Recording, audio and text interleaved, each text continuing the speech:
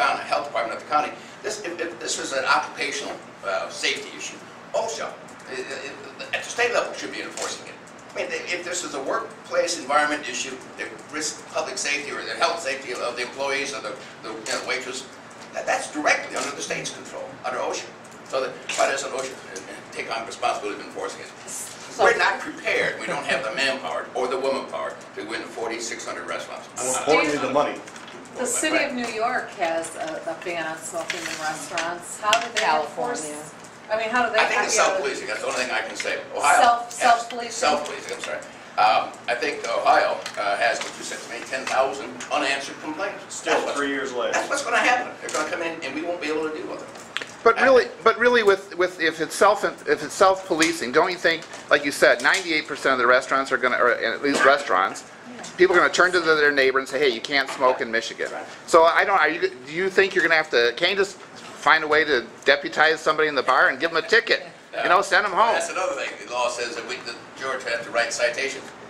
They're not. We have no power for that. No power to write citations. I mean, to me, if there's a sign on the window or a sign in the restaurant, most 99.99% of the people are not even going to risk lighting up.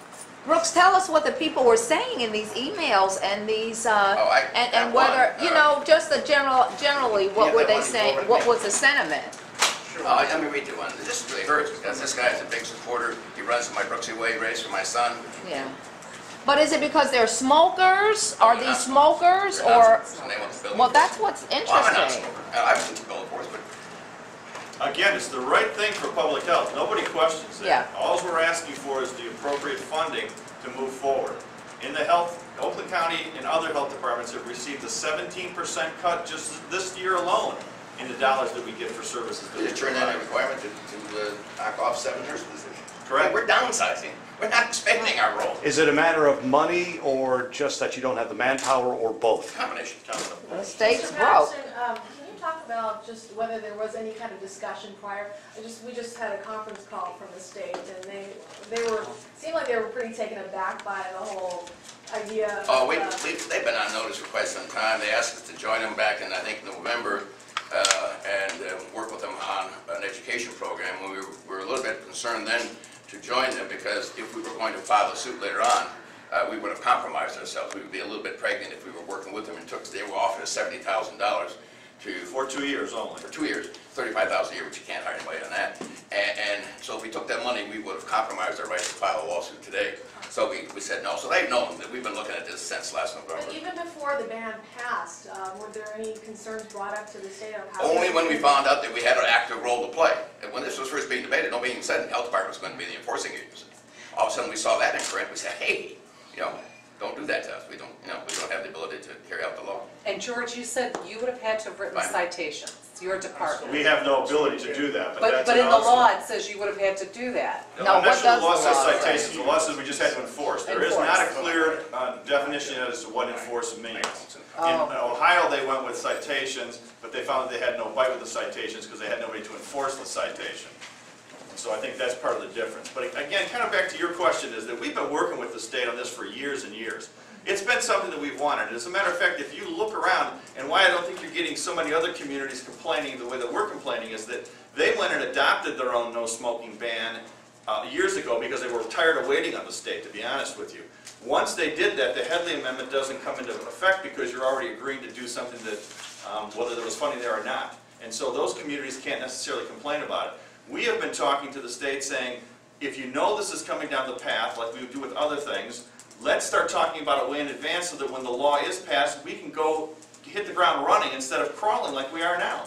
Not knowing what to tell restaurants about how far employees are supposed to smoke, how far away from the building our patrons are supposed to smoke. What are the businesses supposed to do?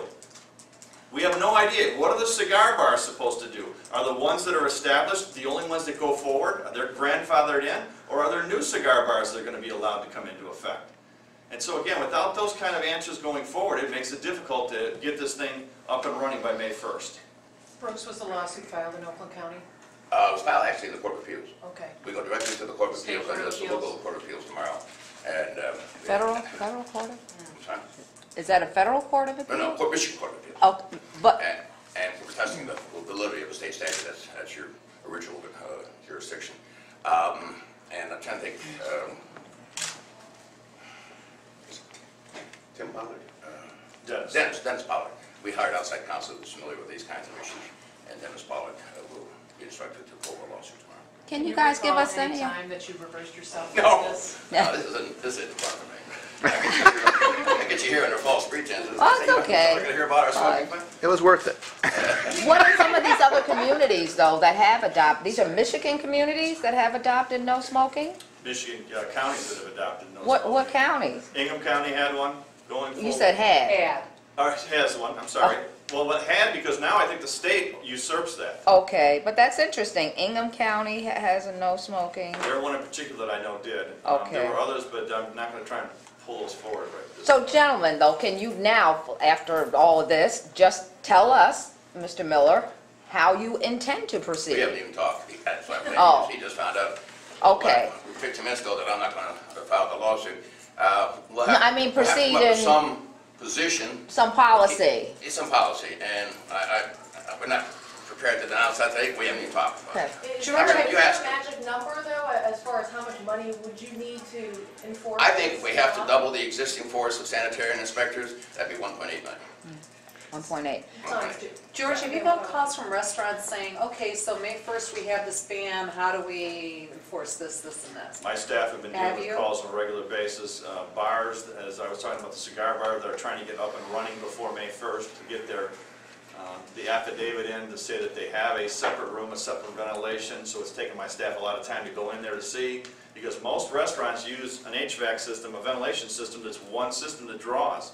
So they're going to have to separate that out, separate the walls. No drinking in that room, no eating in that room. Who's going to watch over that? Can I read you the note that you asked about? This Yeah. one just is, Dear Mr. Patterson, as a lifelong Oakland County resident, I am deeply troubled to hear you take the position of not supporting the long overdue smoking ban. For the past 15 years, I have supported you politically. I have run in the Brooksy Way race every year since its inception in honor of your son. I even said hello to you several times at the pre-race and post-race events. But I simply cannot fathom why you would take this position when Oakland County needs to be progressive, green, healthy, and pro-business. I travel for business often, and Michigan gets ridiculed a lot on issues, but mostly because we still allow smoking in restaurants and bars. I defend Michigan from these attacks with my whole heart and soul because I love Michigan and I live and work in Oakland County, the best county in America. But to hear you say you will sue to stop the ban because you can't enforce it is simply implausible. Government will not enforce this much-needed law. Society will. Please reverse your position on the issue and retain your reputation as a great leader in our community, as well as my vote. Respectfully, Richard. Is that the letter that basically made you change your mind, you think? No, this was just the one I had. One of- This was the one that I probably the straw. I mean, I talked to my two secretaries this morning, and I said, how's it going? Both went like this. I was losing the PR war for sure. But Brooks, he kind of boils it down, that this is a law that society, and it is going to be a growing, you know, and I think specifically, it was that ambiguity, Mr. Miller, was probably purposely written in. We did a little research about, you know, the distance, because how in the world, you know, a gust of wind, like you say, you really can't. Now, I think the thing that some people did not realize is that patios and any outside area where they're being served, within that confines, you may not smoke That is there. correct. So you are going to get people walking by, and it's going to be a situation. What do you gentlemen feel that we're now, what do we got to be ready for? I'll have plenty of time to sit down with George and his staff between now and then and figure out what position the county will officially adopt. We'll try to be inside the law and do our best, but don't expect us to answer every call for an inspection. We can't do it. We just run the manual. What would you like to say to people, Mr. Patterson, as they look to you to say, okay, now what should we do? Just ask them to abide by the law? I think they trust our leadership. We'll do the best we can with the limited resources we have. But I can tell you right now, if we get 10,000 calls, many of them are going to go unresponded to. We just don't have the manpower. And I want to stress, Mr. Patterson has never said that he didn't support this public health law. He definitely supports it as strongly as we do in public health. We know it's the right thing to do, just like doing the H1N1 shots that we did this past winter were the right things to do. We just need to know, the public needs to know that we don't have appropriate funding.